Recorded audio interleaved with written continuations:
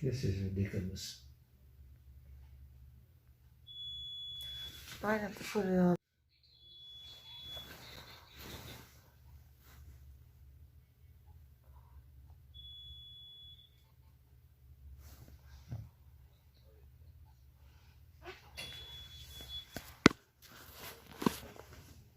That's the Simpsons. I don't know what it is. That's the I don't even watch this Simpson.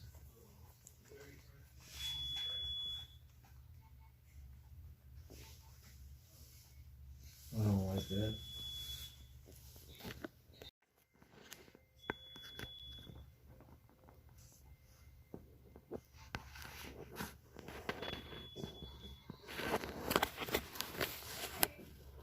No, you're the best. Hey everybody, happy New Year's Eve. Alrighty, you guys. So hopefully you guys have enjoyed Vlogmas. Well, I'm gonna make this video the last video of Vlogmas. I think I am.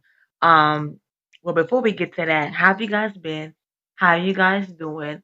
Um, are you guys doing great? Are you guys doing well? If you guys did not have a great ending to your week, a great week, a great start to your almost end of 2020 and a almost that is around the corner, 2021. Keep your head up and always remember, always awesome because there's a bigger, brighter, better day on the horizon just for you. Keep your eyes open to be on the lookout for that because you're well deserving of every good and great thing coming your way.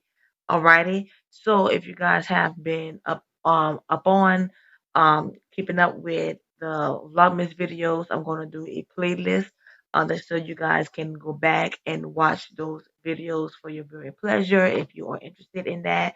One I was discussing leading up to that Christmas Eve was that my little niece, my eldest brother's little girl, she's 8 years old. You've seen her in videos before on my Facebook and on my Instagram. She was previously in the hospital last week, and then she was in the hospital on Christmas Eve, not knowing if she was going to be discharged on Christmas Day or not. Well, she was supposed to come home on Christmas Eve. Um, but everything had kind of just went out of control. She had got her mouth worked on because she had issues with her teeth. Able to celebrate Christmas here with us, so that's why I titled it "A Christmas Miracle." It was a major blessing, and was able. I'm glad I was able to capture footage of her just opening presents, opening my presents, and just here with the family and just enjoying Christmas. Even though it was a different Christmas, it just happened to be alive and just happened that she was here. And that's all that I cared about. And that's all that we cared about. And it went well. Evening, I went to the ER. I was not feeling well. So on Sunday evening, um, yeah, on Sunday evening, I literally had a low grade fever Sunday morning. So I took a Tylenol, and you guys know if you've been following, my journey, I take the Tylenol. This just has been the crazy rigmarole, craziness of my life. I'm always constantly dealing with the low grade fevers. Now today, I do have a video chat with my primary care doctor. And I do have three primary care doctors. I do. I know that sounds crazy, but I do, and I will get to the reason why I do that. And that'll be in about another 2 hours that I will talk with her. But that's a video chat. I don't have to go in. But I do have a video chat with her in a little bit coming up. So anyway, I just wasn't feeling well. Now my eldest brother was here. Now both of my brothers well, my nephew's dad, he left actually. Today is Thursday, but he left actually on Tuesday and he went back to Mississippi. So he will not be here this evening to celebrate New Year's with us because he had to go back to work. But I don't know when he will be back in town. Now my eldest brother is still down here. He's in town, but he's at his house, but he will be over here later. Do I know what time? No, I do not. But he is still here in town. Now I know that he's supposed to leave Sunday to go back to New Jersey. I just don't know what time, but he will be here to celebrate and bring in the new year with us, which is good. And I think he was holding a conversation. So anyway, my dad and my mom had left to go to Costco. Ever he went to the store and then he had left to go and do like a little side job. And so, I was feeling okay. So after we did, so he left after we did, family church and all of that. And, after we did that, I took a pill, I rested, I relaxed. Um, I just remember I got up, was watching TV, everything like that.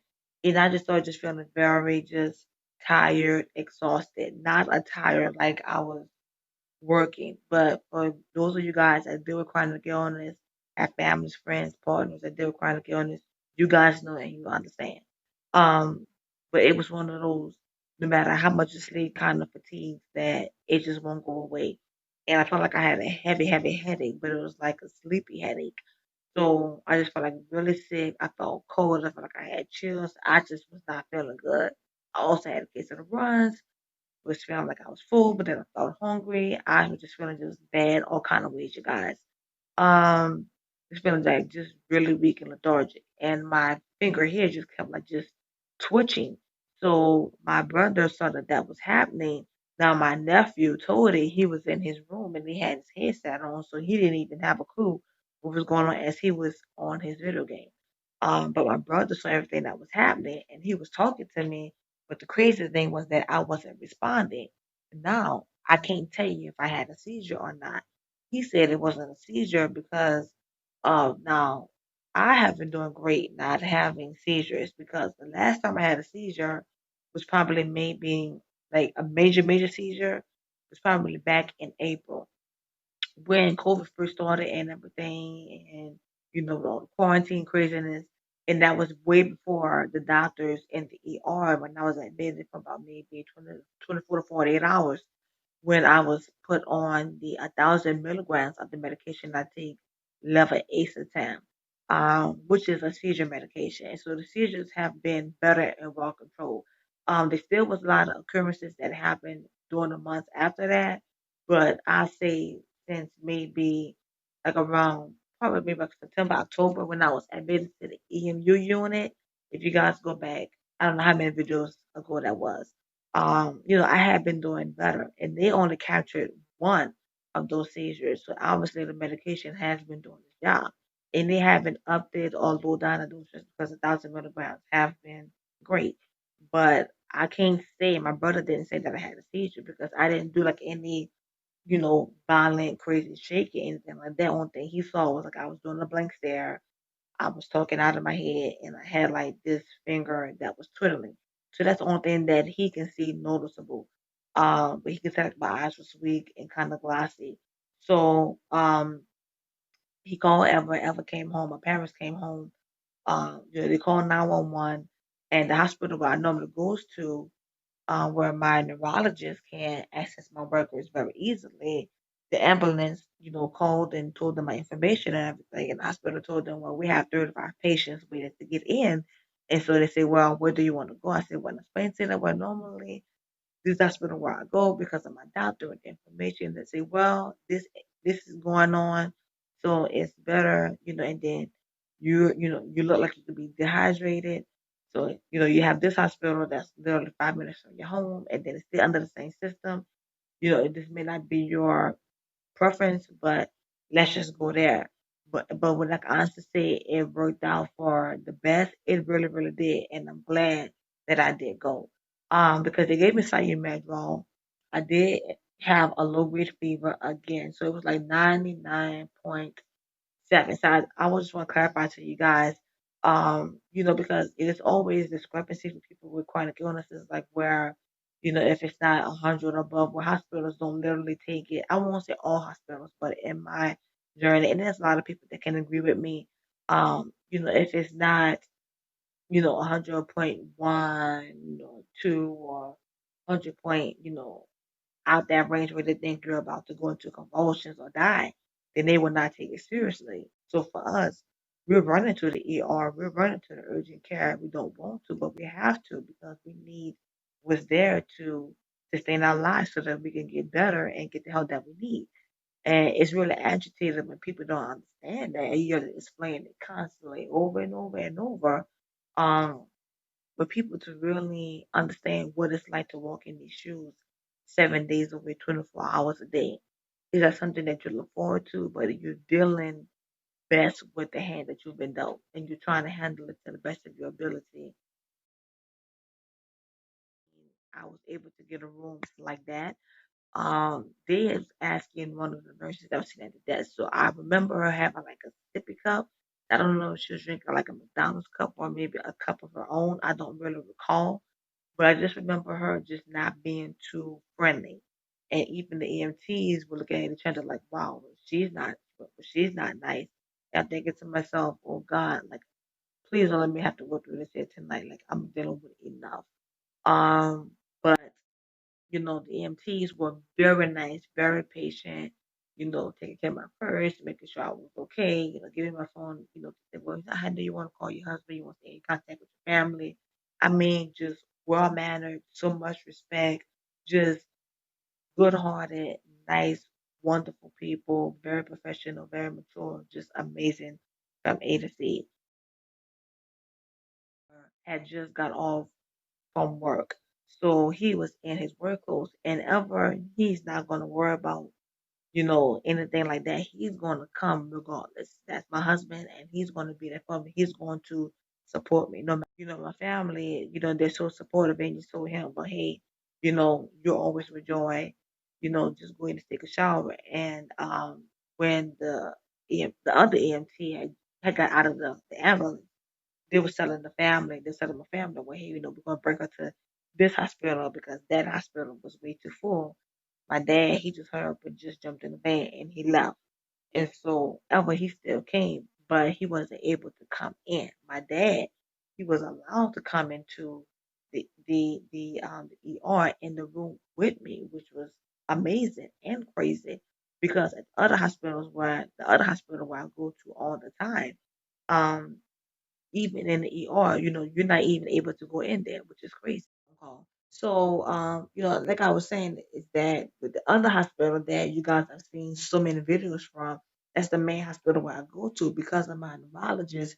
He always tells me that he's able to get my records easier from that hospital than he can from the other hospitals. Now, with this hospital that's literally right down the street from my house, he can access my records from there because they're all under the same system. But I mean, I haven't been there. I'm 36 now because my birthday has passed. Um, but it's a blessing that they're still up. I'm glad that I went there, and I can say literally, I haven't been to the hospital since I was probably a teenager, or maybe in my early 20s, or maybe just heading into being 20. It's been a super, super long time, but I'm glad that I went there because they was able to give me what I needed.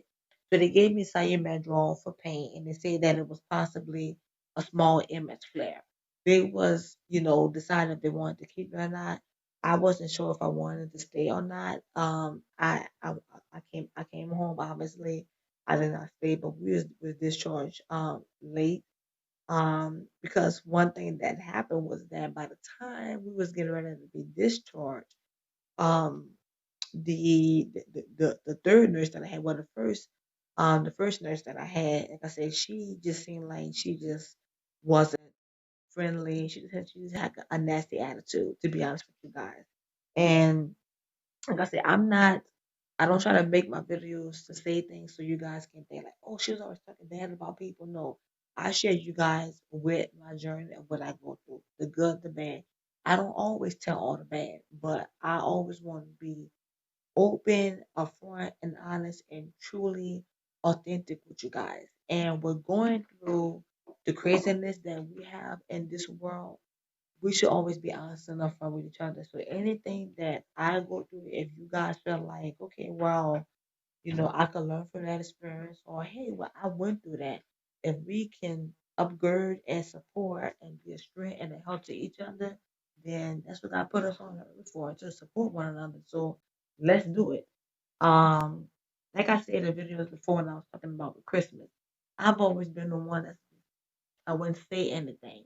But you can always sense someone's energy. You can sense that someone wants to be around you, want to do something for you. I mean, it doesn't take a rocket scientist to figure that out.